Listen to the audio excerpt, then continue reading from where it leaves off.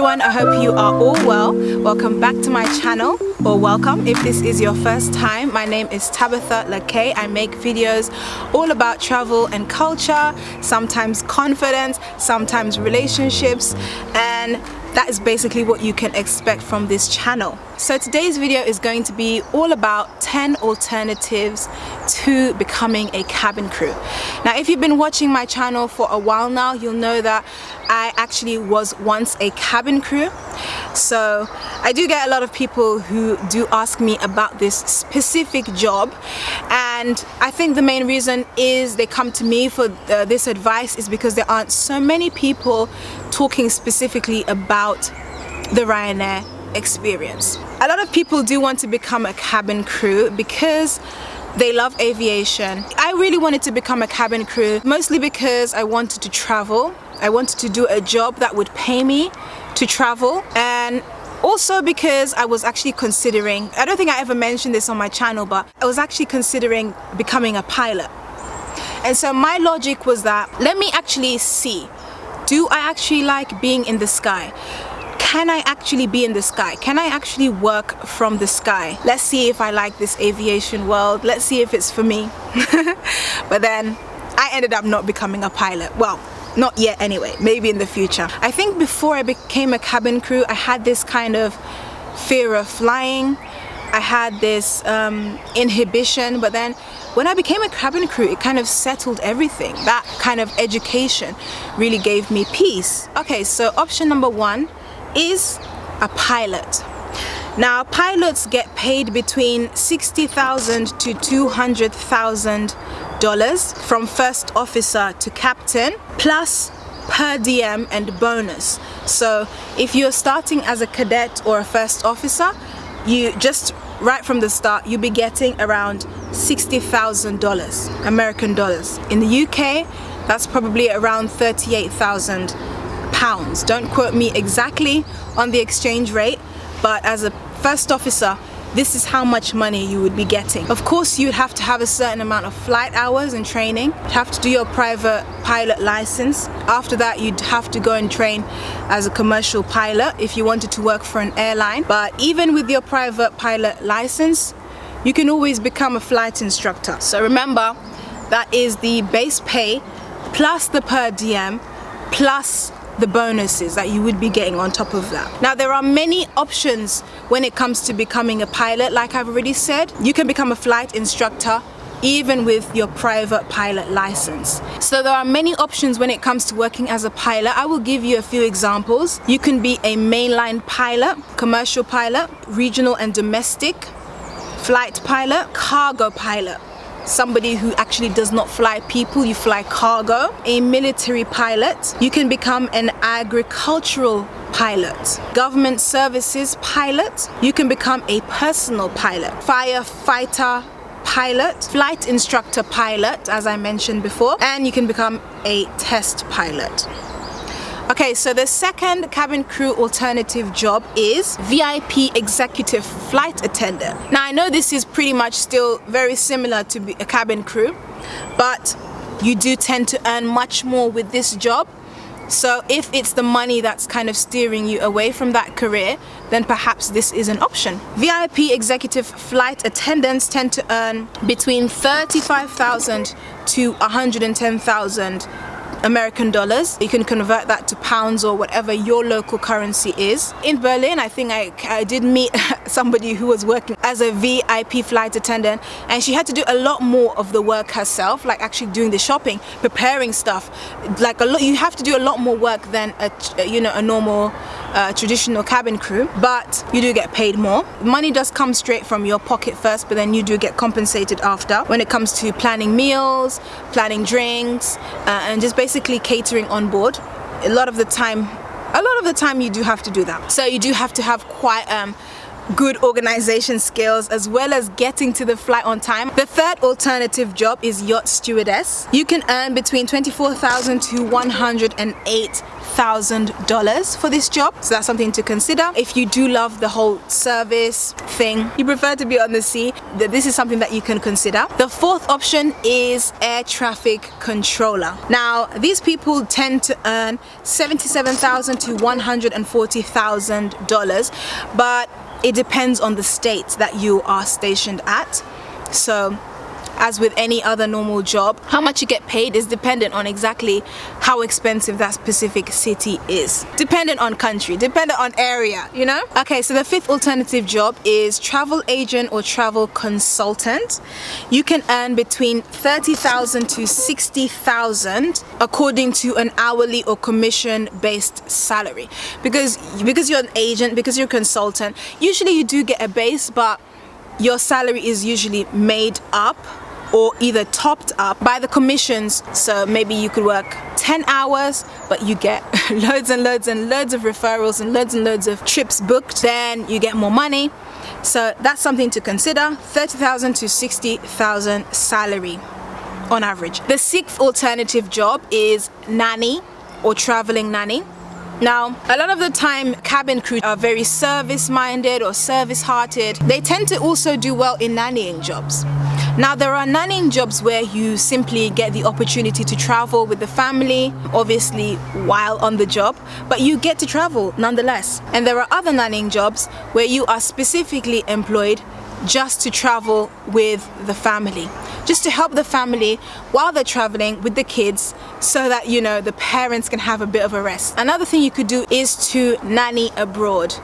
There are families abroad always looking for nannies who are living in great countries who would like to hire you. I'm not talking about au pair, because au pair is not exactly the same as a nanny. It is very similar. Au pair doesn't have really as many responsibilities, therefore you don't get paid as much. You can live in the house sometimes, but they do pay you a full salary based on the fact that you are working much more. So if you're interested in either becoming a nanny where you are, becoming a traveling nanny, or traveling abroad to become a nanny, a full-on nanny, that's something that you can do. And the great thing about this is there are families who don't mind if you join them for 3 months, 6 months, 7 months, 10 months, a year. So depending on your own schedule, this is something that you can plan for. If you decide, I want to live in Spain here for 3 months, then I want to move to South America for 6 months, then I want to go to Africa for 2 months, then I want to go to Iceland.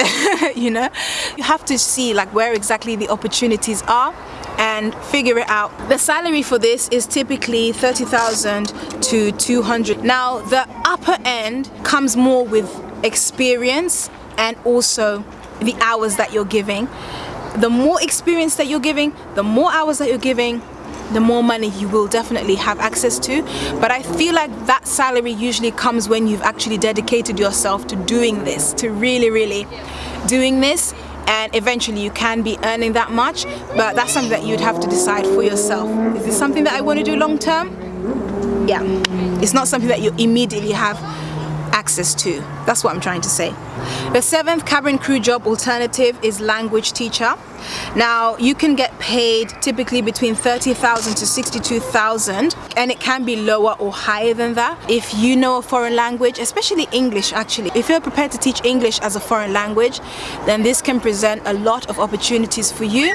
You would have to be prepared to go ahead and get some extra qualifications in some cases.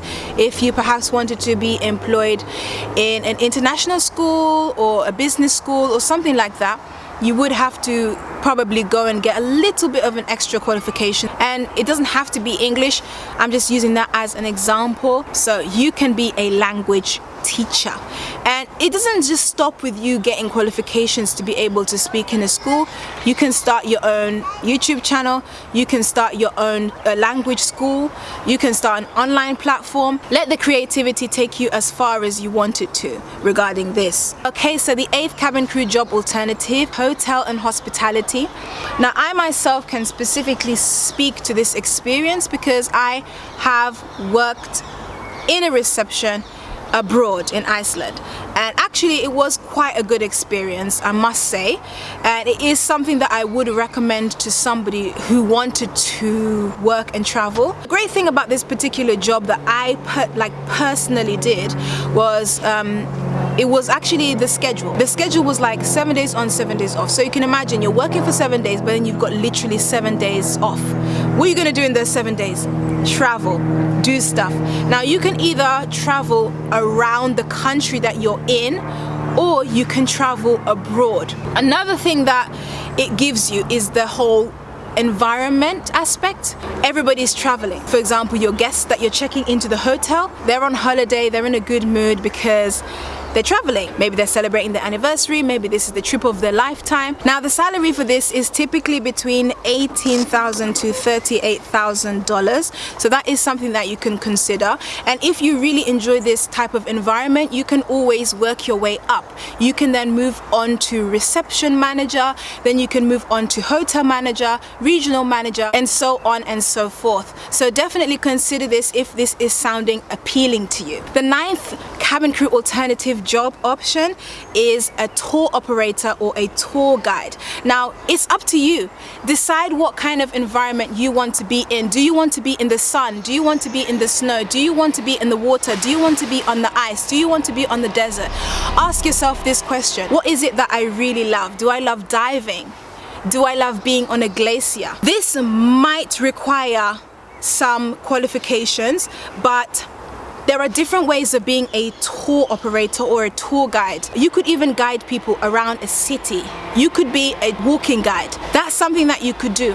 Ask yourself the question: what environment do I love best? Do I love the desert, the sea? Do I love to be on the beaches? Where is it that a lot of diving happens? Do I want to be in the sky, skydiving? Am I a city girl? Am I a city guy? Do I love being around the buildings, around the hustle and bustle, around modern establishments? Do I like to learn about the local people? Ask yourself these questions. You can be a tour operator or tour guide. Now the salary for this is typically between $21,000 to $38,000, but of course, every single job that I've mentioned, you can take the money further according to your imagination. What is it that you have in mind that you feel you could give a little bit extra of? Is it consulting, writing a book, ebook, doing private tours? What is it that you could give a little extra to boost your income up? There's always something you can do. Like for example, I was a cabin crew, right? I don't think I would have made videos while I was a cabin crew, but a lot of crew do other crew, people from Emirates and other stuff and other airlines. They're cabin crew, they're earning money as a cabin crew, but at the same time they're making cabin crew videos, and therefore they are actually making money just by getting this experience and sharing it. I don't think I would have done that while I was a crew at Ryanair, because I feel like maybe they would have found it and then they could have said something to me. I've noticed even nurses these days are making videos about their nursing experience, their nursing journey, and then even like accountants talking about their accounting journey, and then even coders. So you're doing coding in your normal day-to-day job. At the same time, you're talking about coding on YouTube and trying to educate people about the whole lifestyle experience. At the same time, you've written a book about coding. At the same time, you're doing consultations. And it's like, sometimes it's just like your imagination, how far your imagination can take you, really. So with all these things, I would say try and find that thing that you really love. Obviously money is quite important, so sometimes it's just you, depending on how far your imagination will take you. Okay, so the 10th and final cabin crew job alternative option is travel blogger. Now with travel blogger, you can make from 4 to multiple 6 figures when it comes to this. So from, I don't know, $1,000 to like 500,000, and I know there are even bloggers out there making 7 figures. There are bloggers out there even making 7 figures. You don't really need 6 figures to live on like a daily basis. Many people could live on 5 figures actually as a minimum. I would say that's quite a good minimum. But like if you're just starting out, really and truly you could take your weekends, go traveling, take your holiday days, go traveling, do travel blogging. And another thing you could even do is, I actually might talk about this in another video, is just travel around your country. But yeah guys, last one is travel blogger. So from 1,000 to 500,000 to sky's the limit, depending on your creativity. So thank you guys so much for watching this video. I hope that it's been helpful for you. The reason I'm making this video is just to show people that, hey, if for some reason you might not be able to become a cabin crew, at least you have other options which kind of are similar, you know? If for some reason you just have to stop becoming a cabin crew, stop being a cabin crew, and you want to kind of transition, think of these other things that might really suit your personality. Alright, so guys, this has been me. I really hope you've enjoyed it. Please do give this video a thumbs up if you've enjoyed it, and subscribe if you're not already subscribed, as well as turn your notifications on so you know exactly when I've uploaded a video. And please do guys head over to follow me on Instagram, where I will be posting photos and videos. Of course, I do post like photos over there, as well as singing videos sometimes. So if you see a singing video, don't think, what is this? No, it's part of something that I really do enjoy, and something that I feel like kind of suits me, because I really do enjoy singing. So I'm sorry if it's a bit random, but yeah, it's just everything me. I'm not going to create a separate Instagram for singing. I'm just going to keep it there. Alright, so I hope that you can handle, I hope that it's alright for you. So guys, click on another video. I'm going to leave some recommendations of other cool, interesting videos to watch. Some of them might be a little bit old, but don't worry, I'm going to be updating my video library, my channel soon, trying to make more videos of things to do here in London, and things, and just travel videos basically, because that's something that I really want to get back. That's something that I really enjoyed. So yeah, anyways, I'll see you in the next one. Bye.